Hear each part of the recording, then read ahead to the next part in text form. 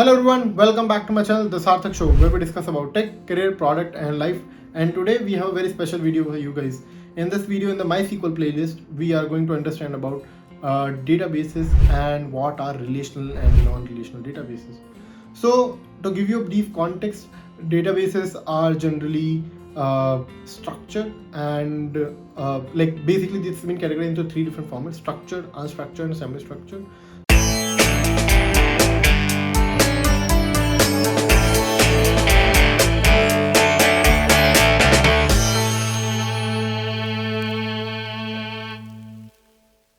So structured database is they have a organizational format, they have a schema of it their own, they follow that same format and pattern, and it's very strict and stringent in the certain set of boundaries. It's a very structured format, you can query data, it's a very easy format to read and extract information. There's unstructured, where the information is piled up in a way where you don't have a very specific or strict schema or something, you don't have a model around it. You are not going to follow any organizational part of it.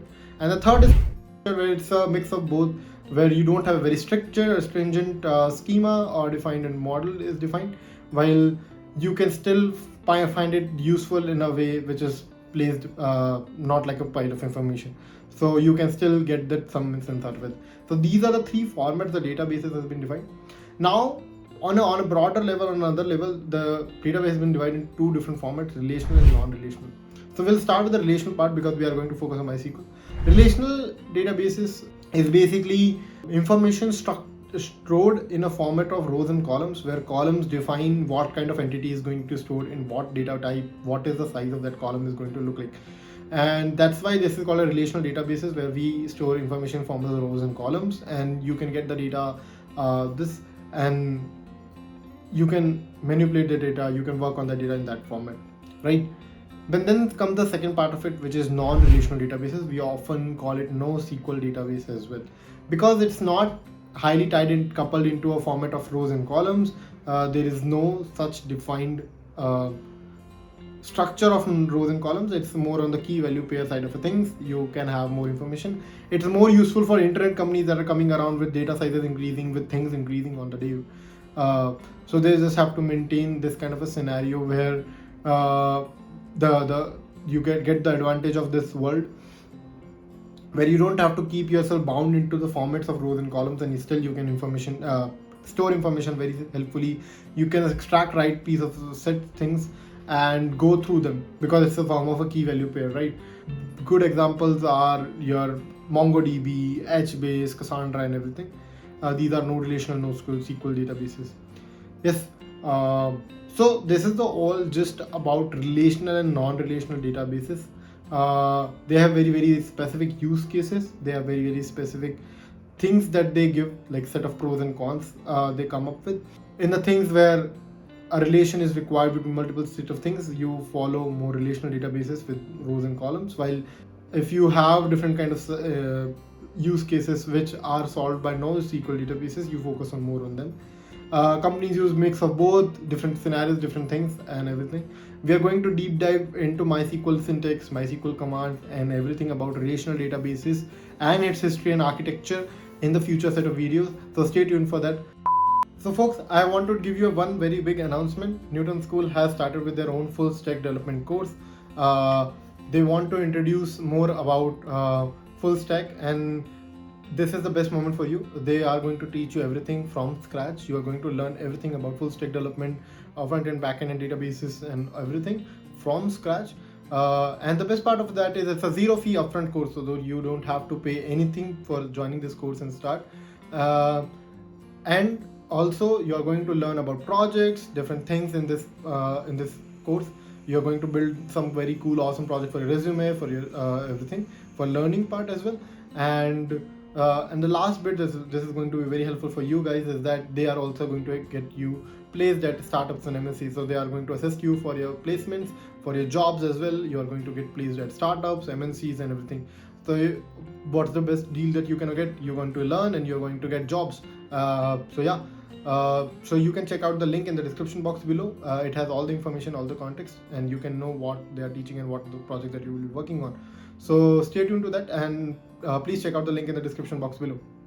And often I have referred this term SQL, often I have referred the term MySQL, but generally people interpret them as one single terminology or one single thing, just two different names for this.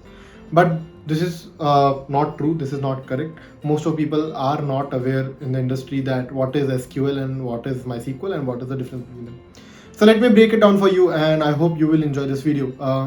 So it's a tidbit of fact, and out of like I will be overthrowing some of the misconceptions that you might have.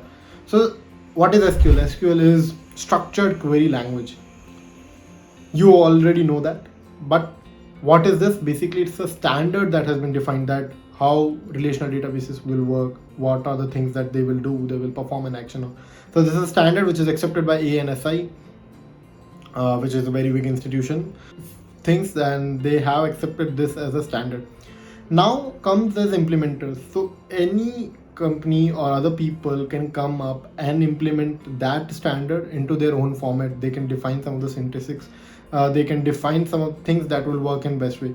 So for the same SQL language, you can have a different implementation, which is MySQL, Microsoft SQL, Oracle, and other companies. So this is how the difference works. Let me tell you by giving an example how things work on the side. So MySQL has very different components which are interacting regularly and giving you the right results.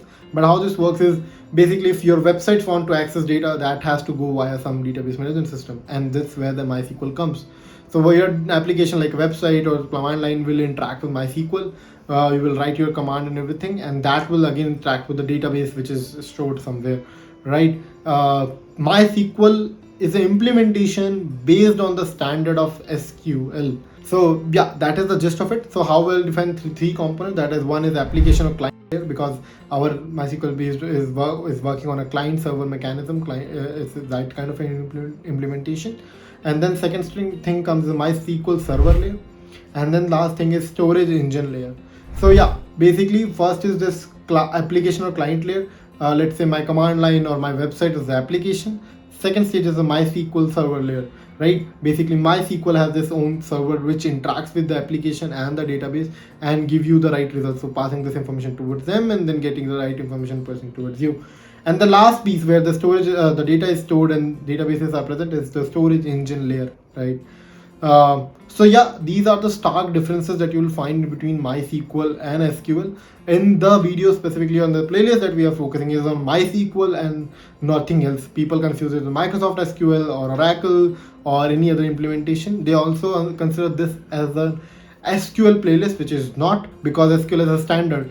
And we will further deep dive into a future set of videos where some of the commands, some of the things that has been defined in SQL are not working on our system. And this is not because my query is wrong or I'm doing something wrong. It is because MySQL has not like 100% overlap with whatever SQL has defined, because it's a standard. It keeps on increasing, it keeps on enhancing.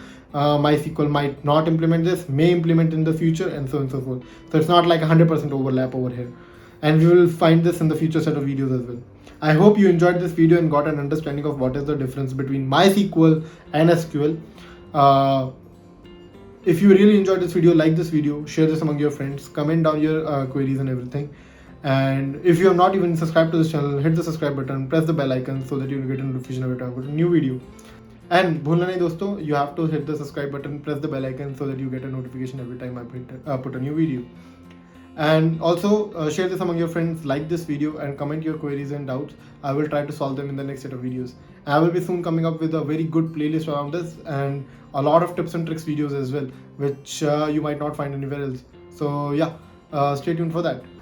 Till then, take care. I will see you in the next video. Bye bye.